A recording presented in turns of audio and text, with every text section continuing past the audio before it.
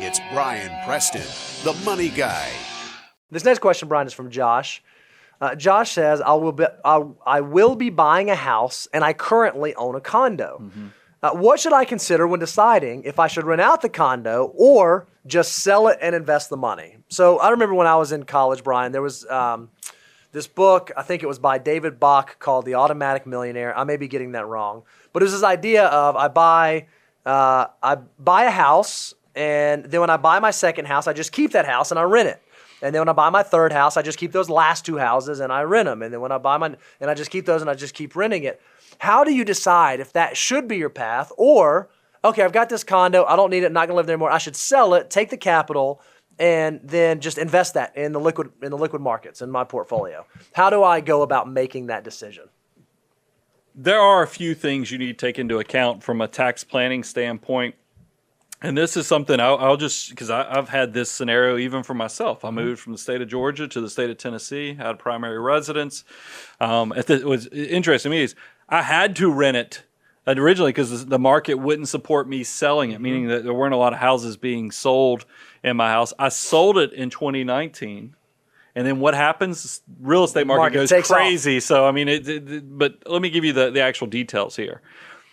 It is great to turn your primary residence into a rental piece of property if there's not appreciation, because there is a really quirky little carrot that is put into the tax code for people who have primary residences. And here's what that carrot is. Because remember, home ownership's a good thing. And I always talk about tax code as a carrot and stick approach. They want to encourage people to own homes. Your primary residence, if it appreciates, single people can exclude $250,000 of gains. Married couples can exclude $500,000 of gains. And I remember when this tax policy came out, I was like, who has $500,000 gains on houses? And then this year happened with huge inflation on houses that you're seeing. I mean, if you live in the right neighborhood, your house might have appreciated $300,000 just in the last year. That's right. So this tax, you need to pay attention to how appreciated your condo is, because if it's got a $250,000 to a $500,000 gain, and I don't know if you're single, married, whatever, you've got to pay attention to that, because there's not many things that the government says is going to be a completely tax-free transaction. Now, maybe you got into a situation where it's not the right time to sell, so you're going to rent it. Does that mean you've completely foregone the tax-free gain? The government did take this into account. Here's the way the rule reads. It had to have been your primary residence for 2 of the last 5 years. Yep. So there is a chance, there is a planning opportunity that you potentially could move out of the house, rent it for up to 3 years if the timing works out perfectly, and still exclude the gain.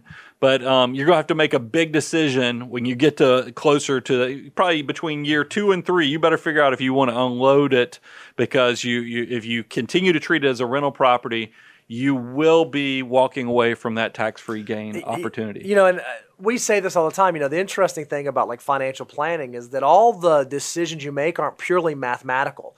Some of it has to come down to, what do you ultimately want? Some folks have no desire to be a landlord. They don't want the phone ringing at 2 a.m. when the water heater goes out. And they don't want to have to figure out who's going to cut the grass. And they don't want to have to change light bulbs. And they certainly don't want to pay a management company to do all those things. So you have to figure out, what do I ultimately, what are my ultimate goals? Do I need cash flow coming in right now, or would I be better served if I had this money in my portfolio working for me, especially if I can make a couple, a large gain that's completely tax-free? I think you have to begin with the why before you even start backtracking into which one is the right decision, because it could go either way. For two people in the exact same situation, for one person, it may make sense to keep the condo and rent it out. For another person, it may make sense to go ahead and sell it and capitalize on that gain. So I think there's a lot of unique things you have to take into consideration about your specific situation. I don't know that this is one size fits all. No, it's definitely going to be individualized to your risk tolerance, how handy you are, and all kind of other factors. If you live in the same state or community as where the rental is, there's so many things we didn't even cover in this answer. Real estate gets complex, and that's one of those things. I mean, but look, that's why we tell people take the relationship to the next level. because we talk to clients about this type of stuff all the time. I was just going to throw out there, one of the things that really makes sense, if you are thinking about doing rental real estate, you should talk with a good accountant or good financial professional, because there's so much bad information out there about how valuable and beneficial rental real estate is. Yeah, that may be true, but if your situation is at a certain place or you make over a certain income, all those things you think that are going to happen for you may not actually be happening for you. So make sure you understand what's actually true to your situation, not just what you Googled and thought you figured out really quickly.